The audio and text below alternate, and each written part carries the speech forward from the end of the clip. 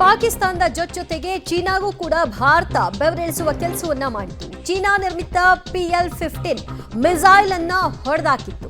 Photo ಸಮೇತವಾಗಿ ಇದರ ಬಗ್ಗೆ ಸಾಕ್ಷ್ಯವನ್ನ ಬಿಡುಗಡೆ ಮಾಡಿದ್ದಾರೆ ಸೇನಾ ಮುಖ್ಯಸ್ಥರುಗಳು. ಟರ್ಕಿ ಡ್ರೋನ್ ಕೂಡ ಹೊಡೆಯಲಾಗಿದೆ ಅನ್ನೋದರ ಕುರಿತಾಗಿ ಅದಕ್ಕೊಂದಷ್ಟು ಸಾಕ್ಷ್ಯಗಳನ್ನ ಬಿಡುಗಡೆ ಮಾಡಿದ್ದಾರೆ. ಅಗತ್ಯ ಬಿದ್ರೆ ಮುಂದಿನ ಆಪರೇಷನ್ಗೂ ಕೂಡ ನಾವು ಸಿದ್ಧ. ಆಪರೇಷನ್ ಇಲ್ಲಿಗೆ ನಿಂತಿಲ್ಲ, ಅಲ್ಪ ವಿರಾಮ ಅಷ್ಟೇ. ಮುಂದಿನ ಆಪರೇಷನ್ಗೂ ಕೂಡ ನಾವು ಸಿದ್ಧ ಅಂತ ಸುದ್ದಿಗೋಷ್ಠಿಯಲ್ಲಿ ಸೇನಾ ಮುಖ್ಯಸ್ಥರು ಹೇಳಿಕೆಯನ್ನ ಕೊಟ್ಟಿದ್ದಾರೆ. ಚೀನಾ ಮತ್ತು ಟರ್ಕಿ ಹೇಗೆ ತನ್ನ ಮಿಸೈಲ್ಸ್ ಮತ್ತು ಡ್ರೋನ್ಗಳನ್ನು ಸಪ್ಲೈ ಮಾಡಿತ್ತು, ಅದರ ಎಫೆಕ್ಟ್ ಭಾರತದ ಮೇಲೆ ತಟ್ಟೋದಕ್ಕೂ ಮೊದಲೇ ನಾವು ಅದನ್ನು ಹೇಗೆ ಡೆಸ್ಟ್ರಾಯ್ ಮಾಡಿದ್ವಿ, ಅದರ ಕುರುಹುಗಳು ನೋಡಿ ಅಂತ ಒಂದು ಸಾಕ್ಷ್ಯವನ್ನು ಬಿಡುಗಡೆ ಮಾಡಿದೆ ಸೇನೆ. Some of the results achieved in countering the enemy threat vectors over the last week are now being shown on the screen.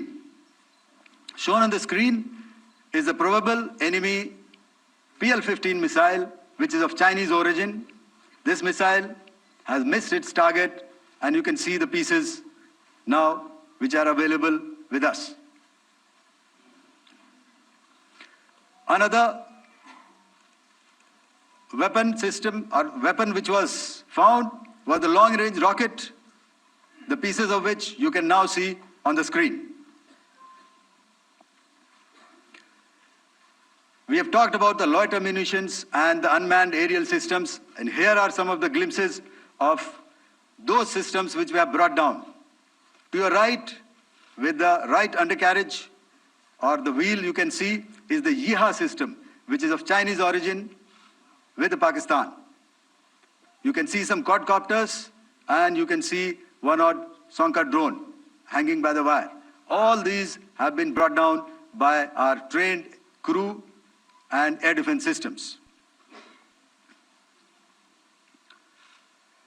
As far as our offensive actions are concerned, yesterday I had already shared some details about the targets engaged by the Indian Air Force.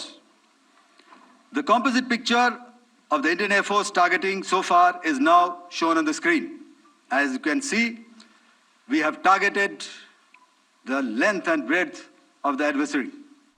ಇನ್ನಷ್ಟು updates ಕೊಡ್ತಾರೆ ನಮ್ಮ ಪ್ರತಿನಿಧಿ ಪವಿತ್ರ. ಪಾಕಿಸ್ತಾನ ನಡೆಸಿದಂತಹ ದಾಳಿಗೆ China ಮತ್ತು Turkey ಸಾಥ್ ಕೊಟ್ಟಿತ್ತು ಅನ್ನೋದು ಬಹಿರಂಗ ಸತ್ಯ. ಈಗ ಅದಕ್ಕೆ ಪುಷ್ಟಿ ನೀಡೋ ಹಾಗೆ ಸೇನೆಯೇ ಖುದ್ದು ಸಾಕ್ಷ್ಯವನ್ನು ಒದಗಿಸೋ ಮೂಲಕವಾಗಿ ಚೀನಾ ಮತ್ತು ಟರ್ಕಿಗೆ ತಿರುಗೇಟ್ ಕೊಡುವಂತಹ ಕೆಲಸವನ್ನ ಮಾಡಿದೆ ಅಂತ ಹೇಳ್ಬೋದಲ್ವಾ? ಹೌದು, ನೇರವಾಗಿ ಆ ಫೋಟೋವನ್ನು ಕೂಡ ಪ್ರದರ್ಶನವನ್ನ ಮಾಡಿದ್ದಾರೆ. ಚೈನೀಸ್ ಮೇಡ್ ಆಗಿರುವಂತಹ PL-15 ಕ್ಷಿಪಣಿಯನ್ನ ಪಾಕಿಸ್ತಾನ ಭಾರತದತ್ತ ತೂರಿ ಬಿಟ್ಟಿತ್ತು. ಆದರೆ ಅದನ್ನು ಯಶಸ್ವಿಯಾಗಿ ಏರ್ ಡಿಫೆನ್ಸ್ ಸಿಸ್ಟಮ್ ಧ್ವಂಸಗೊಳಿಸಿದೆ. ಅದರ ಅವಶೇಷ ಏನಿದೆ ಆ ಫೋಟೋವನ್ನು ಇವತ್ತು ಅಧಿಕೃತವಾಗಿ ಪ್ರದರ್ಶನ ಮಾಡಿ ಇದು ಚೈನೀಸ್ ಮೇಡ್ ಕ್ಷಿಪಣಿ, ಟಾರ್ಗೆಟ್ ಮಿಸ್ ಆಗಿದೆ ಅಂತ ತುಂಬಾ ವ್ಯಂಗ್ಯವಾಗಿ ಅಧಿಕಾರಿಗಳು ಮಾತನಾಡಿದ್ರು. ಸೊ ಇದೊಂದು ರೀತಿಯಲ್ಲಿ ಚೀನಾಗೆ ಕೊಟ್ಟಂತಹ ಭಾರತ ಕೊಟ್ಟಿರುವಂತಹ ಕಪಾಳ ಮೋಕ್ಷ. ಚೀನಾ ಈಗ ಬಹಿರಂಗವಾಗಿ ಕದನ ವಿರಾಮ ಯಾವಾಗ ಆಯಿತು ಅದಾದ ಬಳಿಕ ಪಾಕಿಸ್ತಾನ ಅದನ್ನು ಉಲ್ಲಂಘನೆ ಮಾಡಿತು. ಆಗಲೇ ಚೀನಾ ಕೊಚ್ಕೊಂಡು ಬಿಟ್ಟು ನಾವು ಪಾಕಿಸ್ತಾನದ ಪರವಾಗಿದ್ದೀವಿ ಅಂತ ಇವತ್ತು ಸುದ್ದಿಗೋಷ್ಠಿಯಲ್ಲಿ ಕರೆಕ್ಟ್ ಆಗಿರುವಂತಹ ಕಪಾಳ ಮೋಕ್ಷವನ್ನ ಮಾಡಿದ್ದಾರೆ. ಇನ್ನು ಟರ್ಕಿ ಡ್ರೋನ್ ಅನ್ನ ಕೊಟ್ಟಿತ್ತು. ಪಾಕ್ ಪರವಾಗಿ ಸತತವಾಗಿ ಅದು ಪ್ರಯತ್ನವನ್ನ ಮಾಡ್ತು. ಆ ಡ್ರೋನ್ ಅನ್ನ ಕೂಡ ಭಾರತದ ಏರ್ ಡಿಫೆನ್ಸ್ ಧ್ವಂಸಗೊಳಿಸಿದೆ. ಸೋನ್ಗಾರ್ ಡ್ರೋನ್ ಅದನ್ನು ಕೂಡ ಭಾರತ ಸಮರ್ಥವಾಗಿ ಎದುರಿಸಿದೆ. ಅದಕ್ಕೂ ಕೂಡ ಅಧಿಕಾರಿಗಳು ತುಂಬಾ ಮಾರ್ಮಿಕವಾಗಿ ಉತ್ತರವನ್ನ ಕೊಟ್ಟರು.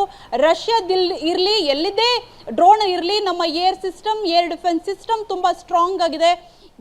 ಪಾಕಿಸ್ತಾನದಿಂದ ಬರುವಂತಹ ಯಾವುದೇ ವೈಮಾನಿಕ ದಾಳಿಯನ್ನ ತಡೆಯುವಲ್ಲಿ ನಾವು ತುಂಬಾ ಪ್ರಬಲರಾಗಿದ್ದೇವೆ. ತುಂಬಾ ಅಡ್ವಾನ್ಸ್ಡ್ ಟೆಕ್ನಾಲಜಿ ನಮ್ಮ ಬಳಿ ಇದ್ದೇವೆ. ಜೊತೆಗೆ ನಮ್ಮ ಗಡಿ ದಾಟಿ ಬರೋದಕ್ಕೂ ಕೂಡ ಅವಕಾಶವನ್ನ ಕೊಡ್ತಾ ಇಲ್ಲ ಅನ್ನುವಂತಹ ಎಚ್ಚರಿಕೆಯನ್ನು ಕೊಟ್ಟರು. ಇವತ್ತು ಕೇವಲ ಪಾಕಿಸ್ತಾನದ ಬೆವರಿಳಿಸುವಂತಹ ಕೆಲಸವನ್ನ ಮಾತ್ರ ಮಾಡಿಲ್ಲ, ಟರ್ಕಿ ಹಾಗೂ ಚೀನಾ ಎರಡೂ ಶಸ್ತ್ರಾಸ್ತ್ರಗಳು ಎಷ್ಟು ಆಟಿಕೆಯ ರೀತಿಯಲ್ಲಿ ಭಾರತ ಅದನ್ನ ಹೊಡೆದು ಉರುಳಿಸಿದೆ ಅನ್ನುವಂತಹ ಒಂದು ರೀತಿಯಲ್ಲಿ ವ್ಯಂಗ್ಯವಾಗಿ ಹೇಳಿದ್ರು. ಬಹುಶಃ ಇದು ದೊಡ್ಡ ಮಟ್ಟದ ಡ್ಯಾಮೇಜ್, ಅದು ಜಾಗತಿಕ ಮಟ್ಟದಲ್ಲಿ ಶಸ್ತ್ರಾಸ್ತ್ರಗಳನ್ನ ರವಾನೆ ಮಾಡುವಂತಹ ರಾಷ್ಟ್ರಕ್ಕೆ. ಸೊ ಭಾರತ ಇವತ್ತು ಒಂದೇ ಕಲ್ಲಿಗೆ ಎರಡು ಹಕ್ಕಿಯನ್ನ ಹೊಡೆಯುವಂತಹ ಪ್ರಯತ್ನವನ್ನಂತೂ ಮಾಡಿದೆ. ಓಕೆ, ಥ್ಯಾಂಕ್ ಯು ಪವಿತ್ರ ನಿಮ್ಮೆಲ್ಲ ಮಾಹಿತಿಗೆ.